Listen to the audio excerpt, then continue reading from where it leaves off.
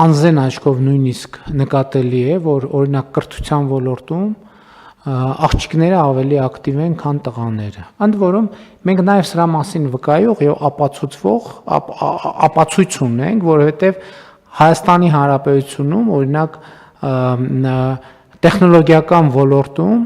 մենք աշխարհում ամենաբարձր ցուցանիշներից մեկը ունենք, եթե ոչ ամենաբարձրը կանանց ներգրավվածության։ Այսինքն IT համակարգում ոչ մի երկրում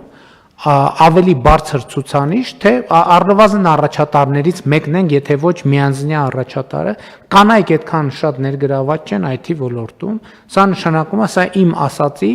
տեսական թեզի գործնական արտահայտումն է, որովհետև IT համակարգում այն եզակի տեղերից է, որտեղ առանց առնվազն մի կրթական մինիմումի հնարավոր չի այդտեղ ներգրավել եւ աշխատել։